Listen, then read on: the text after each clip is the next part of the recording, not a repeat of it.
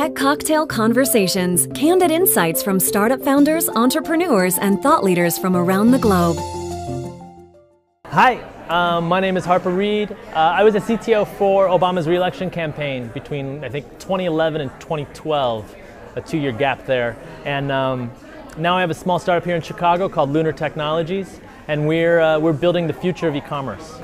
I think one of the president's biggest talents is finding people to kind of be part of his inner circle. And so one of the people he found is David Plouffe, who is one of the best innovators I think has ever been invented, if you can invent an innovator. But he's done such good work, and he started obviously with the Obama campaign in 2008, and his influence is what created the world that we lived in 2012. And I think you see that every day in the White House as well. There wasn't really one moment that sticks out, and I think it's just because everything we did, no matter if it was good or bad, we iterated through. And so we constantly said to ourselves kind of, is this the right thing? If not, we fixed it. Quick remediation. And Michael Slaby, who's the guy who hired me, was really the biggest teacher of this. And so I think with his teaching, we just made it through all of those hard spots, all the fun spots, all the easy spots. In the very beginning, Jim Messina said to me, and I'm pretty sure he said it to every single staff person, if there is not a metric, it doesn't exist. So if you have a problem and you can't back it up with metrics, if you have a solution and you can't back it up with metrics, they're fake. And so what we looked at is we said, how is this working? What is this going to impact? What is the number that's going to go up or go down? And then how do we make sure that happens? And so because we were so metrics driven, we didn't actually have to have an actual solution for everything. We were able to test our way through to find a solution. Sometimes we failed and sometimes we were successful. Most of the time we were successful. When you listen and you read up on how the Romney campaign was won or run, it seemed that they did things much like we used to do them in tech, or in business, where the technology group was in a separate room, in a separate building, far away, and they were tasked things very specifically, but they were not invited into the boardroom necessarily.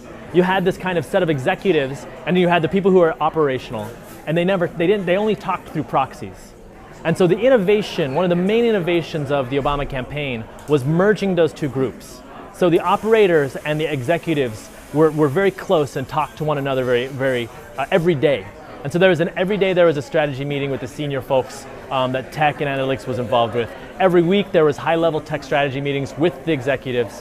And so you had this hand in hand, and what that did is it empowered the people who were doing the work to get the work done and to reach out to executives to get that work done, and it empowered the executives to be bought into those solutions. The campaign taught me a lot about leadership. I think the main thing they taught me though was how important it is to listen and to trust your employees. And they didn't teach me necessarily how to be a better leader. I think I was a fine leader, but I think what I learned more so how to do was to trust. And I think that ended up making a better leader. We didn't have time to micromanage. And so you just kind of had to say, go do this and run and do it and then tell me how it went. But we had to do that on the scale of millions of volunteers. So someone at the very top, Jeremy Bird in this case, had to have a staff that would go all the way down to someone that's in Colorado that he's never met, that's actually interacting face-to-face with people. So this person not only represents the campaign, but represents the president. So you have to have a good amount of trust, good enough documentation, all this important stuff to let them do their jobs and to really empower them to make good decisions. Technology needed to only execute. We could not mess up. We could only execute. I'll say that again. We could only execute. We could not innovate. So if someone came in and said, hey, I have this really great augmented reality thing, it changes the world, we're just like, cool, we'll talk to you in 2016. Because today, we just need to make sure we re-elect the president. We can't do anything else. And so as a CTO, this takes away a lot of the kind of experimentation, a lot of the research, a lot of the kind of, I'm going to be a tech leader, and puts you well back into how do we make sure that the risks we're taking will only play out. We used a lot of metrics, we used a lot of testing, we did a lot of work to make sure that all of our work was, all the T's were crossed and the I's were dotted.